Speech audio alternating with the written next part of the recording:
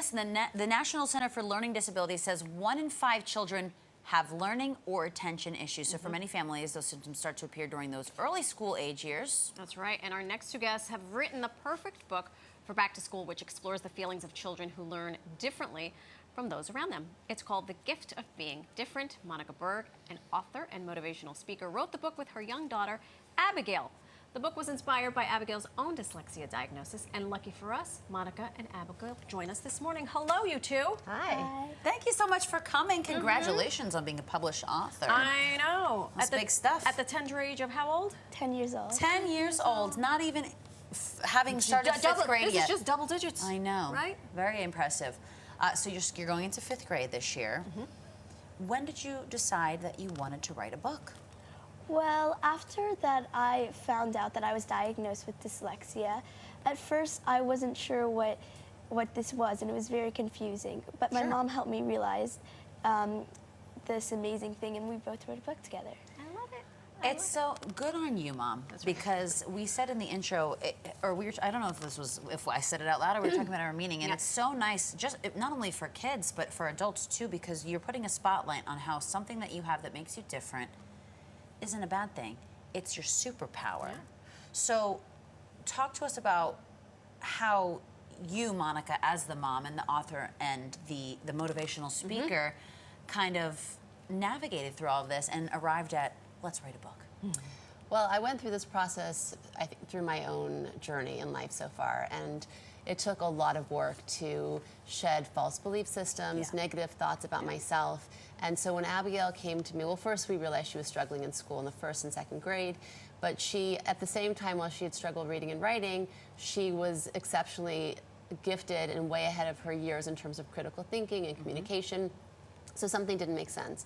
When we finally got her diagnosis, she came to me right before I could tell her about it, and she asked me this question. She said, do I need so much extra help because I'm stupid? Oh. And when she said that out loud, I had 2 thoughts. First of all, I felt so honored and privileged that she felt safe enough to ask me that question, because I certainly never voiced anything to my parents when I had concerns about myself.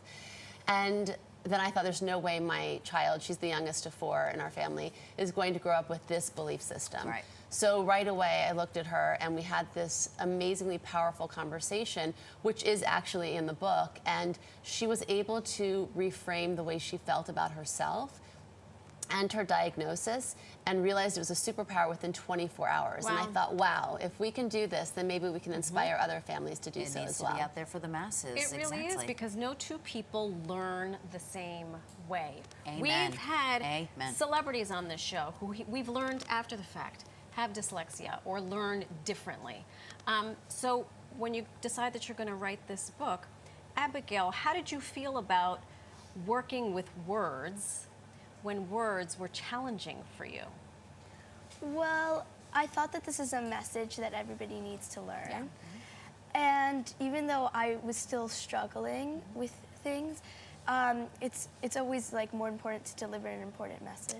Look at you. Mama, you're doing a good job. You are doing a good job. And that is that on that. Yeah. So true. She's like, it doesn't matter that I'm struggling. This needs to be said. And it's even better to be said by you, because I'm sure this resonates with a lot of people. You're telling them that they're not alone, and so that's really brave, and we commend you for it. So what do you hope the takeaway is then for adults and children that pick up your book and they read it? Well, that's nobody has a disability. Everybody has differences, and it's their superpower, and they just need to learn that. That's right. Reframe that mind work. That's right. Monica, what do you think about that? Yeah, absolutely. I think that, like you said, we're all different. And I think that, especially the way we live in the world with our culture and our society, we're all trying to fit in, to be liked, to be accepted, to avoid rejection and pain at all costs. When in fact, if we can just own and accept and love who we are because of our differences, because of our unique ability to do whatever we desire to do, to really voice that and embrace that, I think we're all going to be happier. And I think it creates space for us to become more close and more connected by first realizing, wow, we're different, and that's amazing and beautiful, and how can we learn from one another? You know, this is back to school week for a lot of students, and when you think about the anxiety that everyone, I don't know a single person, whether you're a parent, a teacher, or a student, a coach, everyone has a level of anxiety.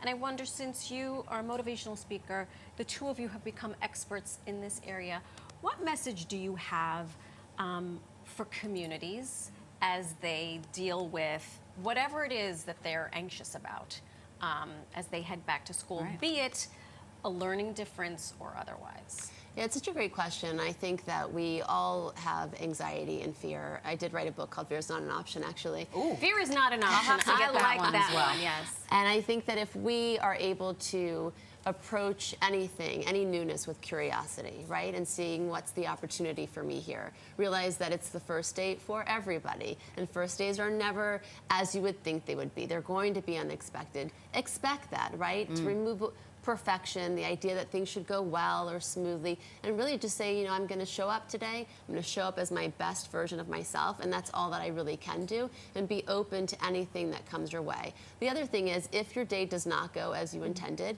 you can start your day over at any given time, at any moment of any day, right? Sometimes we just write things off, we write people off, we write days off, and I always say, wait a second, if something happened, pause and say, okay, how can I approach this or look at it differently? The other thing is, when it comes to educators and parents and working together for our children, we need to remember the child, right? Often we put our own fears and insecurities from our own childhood on our kids. We want to protect them, we want to save them from any kind of pain or failure, but failure is actually a really important part of life. So make sure you remove your own feelings about what you see your child experiencing or even struggling with. So one good time to compartmentalize. Exactly. So what are you looking forward to this year as you head back to school? If you say recess and lunch, I have two boys, I ask them that, they're like, lunch, recess?